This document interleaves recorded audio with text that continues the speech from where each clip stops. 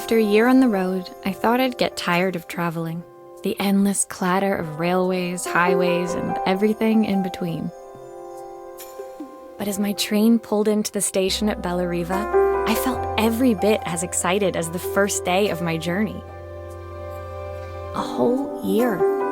It felt like a lifetime.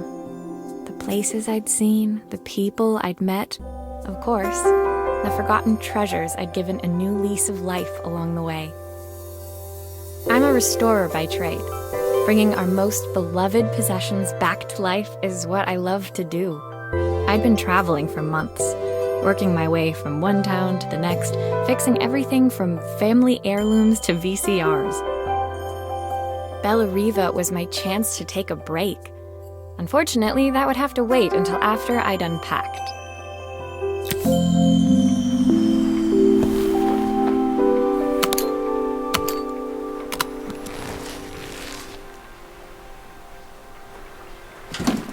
The tools of my trade. No hope of restoring things without these.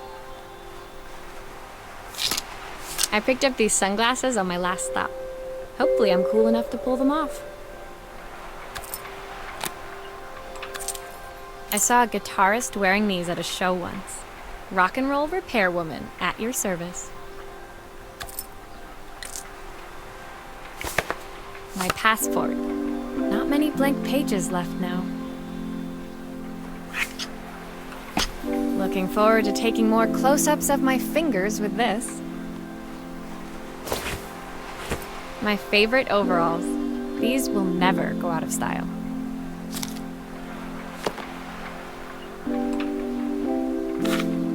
My parents took this after I made my first repair. Seems like a lifetime ago. I'll hand these out once I'm settled in. Fingers crossed they get me some work.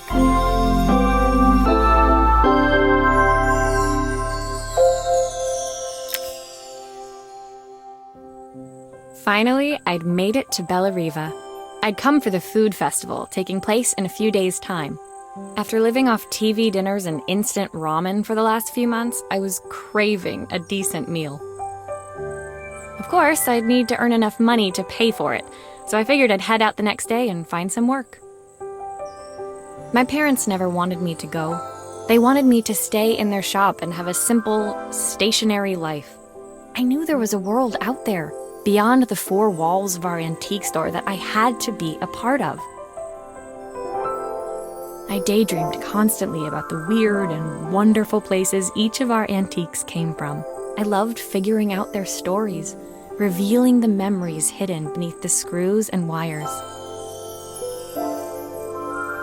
My story in Bellariva began with a little girl and a voice she was longing to hear.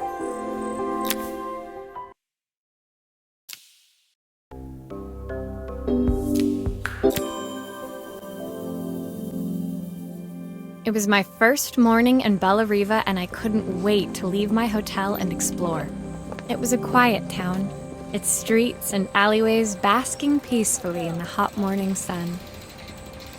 In the main square, meanwhile, preparations were underway for the festival in a few days' time. As I handed out my flyers, I wondered what the people of Bellariva would need me to fix.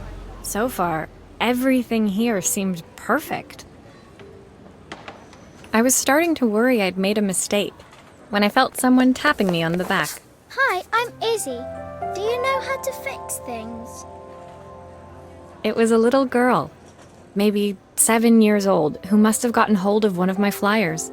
She rummaged around in her backpack until she hauled out a battered red cassette deck. My tape is broken and I can't make it work anymore. I tried to fix it myself, but there's this metal thing in the way. Can you try?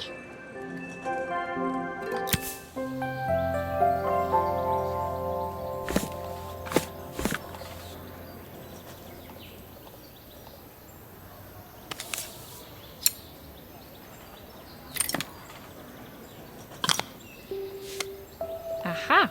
Those batteries look like they need replacing. Luckily, I have some spares.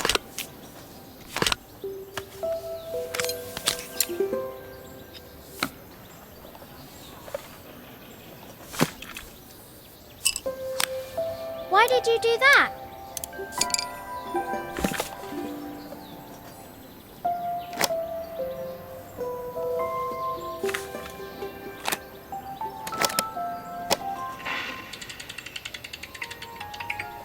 Will you dream a dream for me? If I sit by your side and hold you so tight, know that I will always love you, even though we both know that we must say goodnight. Good night, my darling.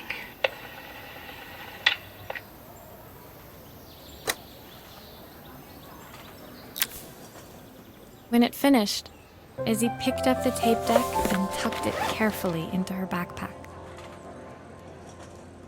Thanks, Maria. You're the best person at fixing things ever. No problem. Who was that singing? They're very good. It's my mum. She's not here anymore. Izzy trailed off.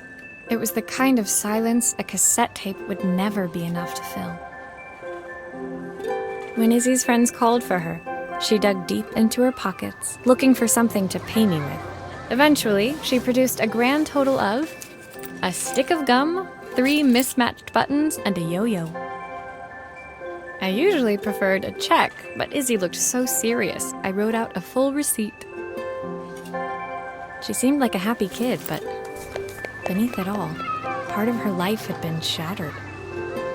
A part I wouldn't be able to fix.